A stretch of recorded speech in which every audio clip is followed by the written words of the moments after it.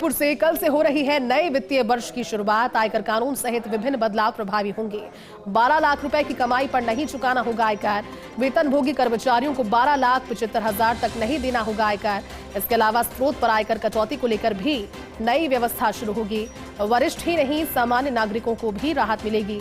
किराए पर टीडीएस कटौती में भी बड़े परिवर्तन होंगे। इनके अलावा वरिष्ठ नागरिकों के लिए एफडी ब्याज पर 1 लाख तक की नहीं कटेगी टीडीएस। एक वित्तीय वर्ष के लिए अब ये सीमा 50,000 रुपए थी, लेकिन सामान्य करदाताओं को 50,000 रुपए के ब्याज पर नहीं चुकाना होगा टीडीएस। पहले 40,000 रुपए के ब्याज पर ही शुरू हो जाती थी टीडीएस की कटौती। किराए पर टीडीएस की छूट सीमा भी बढ़कर होगी 2.4 लाख से 6 लाख रुपए। पेशेवर सेवाओं के लिए टीडीएस की सीमा भी 30,000 से बढ़कर 50,000 की गई है और बीमा एजेंट और ब्रोकर्स के कमीशन पर टीडीएस की सीमा बढ़कर होगी 20,000। पहले जो ये सीमा थी वो 15,000 में थी और ऐसे में 20,000 उसे बढ़ाया गया है, यानी कि 20,000 किया गया है। घुड़दौड़ और लॉटरी से होने वाली कमाई के टीडीएस प्रावधान में भी बदलाव होगा। 20 से 25 लाख की आय पर कल से नया आयकर स्लैब लागू हो जाएगा। टीसीएस नियमों में भी प्रभावी बदलाव होंगे, कई सारे बदलाव। पढ़ाई के लिए 10 लाख रुपए की राशि विदेश भेजने पर नहीं कटेगा टीसीएस और करदाता 48 माह तक अपडेटेड रिटर्न को फाइल कर पाएंगे। किसी दूसरे बैंक के एटीएम कार्ड के निःशुल्क उपयोग की सीमा में भी बदलाव होगा। इनके अलावा न्यूनतम बैंक बैलेंस के नियमों में भी बदलाव कल से होगा। चलिए, एसोसिएट एडिटर विमल कोठारी हमारे साथ ज्यादा बातचीत के लिए जुड़े हैं। विमल जी, कई सारी बातें, क्योंकि कल से नया वित्तीय वर्ष शुरू होने वाला है और जो बजट था, बजट की घोषणाएं कल से धरातल पर क्रियान्वित होती हुई भी नजर आएंगी। उत्साह भी है इस नए स्लैब को लेकर, क्या पूरी जानकारी?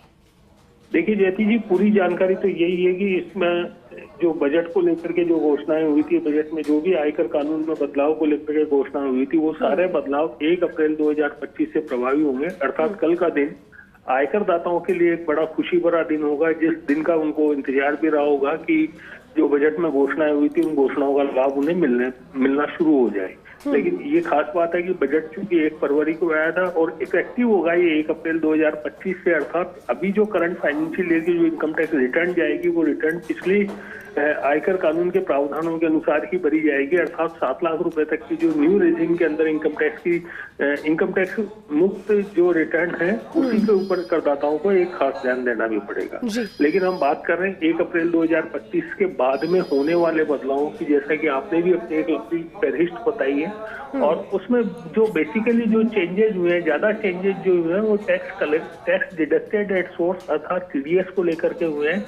ये बात अलग है कि 12 लाख रुपए तक की कमाई पर अब किसी भी करदाता को आयकर नहीं चुकाना पड़ेगा, जबकि वेतनभोगी कर्मचारियों को 75,000 रुपए का स्टैंडर्ड डिडक्शन और मिलेगा। अर्थात उनको 12,75,000 रुपए तक की आय के ऊपर इनकम टैक्स की देयता नहीं होगी। इसके अलावा टीडीएस को लेकर के जो परिवर्तन हुए हैं उसमें सबसे बड़ा जो परिवर्तन है वो जो सीनियर सिटीजन्स है उनको जो ब्याज से होने वाली आय है उसके ऊपर 1 लाख रुपए तक बैंक टीडीएस नहीं काटेंगे। जो राशि पहले 50,000 थी, पहले 50,000 रुपए से ज्यादा की अगर कोई राशि होती थी, जो ब्याज की राशि होती थी और उसके ऊपर यदि सीनियर सिटीजन के पास में पैन कार्ड नहीं होता था, अर्थात वो करदाता नहीं होता था, तो उसके ऊपर 20% की रेट से टीडीएस कटता था। और यदि पैन कार्ड था तो उसके ऊपर 10% की रेट से टीडीएस कटता था। लेकिन अब इस सीमा को बढ़ा करके 1 लाख रुपए कर दिया गया है। सामान्य करदाताओं की दशा में जो ये राशि 40,000 रुपए थी, इस सीमा को बढ़ा करके 50,000 कर दिया है। इसको सामान्य बोलचाल की भाषा में यदि समझा जाए तो जो लोग एफडीआर के माध्यम से अपना निवेश करते हैं, अपने भविष्य को सुरक्षित रखना चाहते हैं, उनको ब्याज से होने वाली आय। बिल्कुल विमल जी, और ये सभी कल से नजर भी आने लगेगा। शुक्रिया आपका इस पूरी बातचीत के लिए।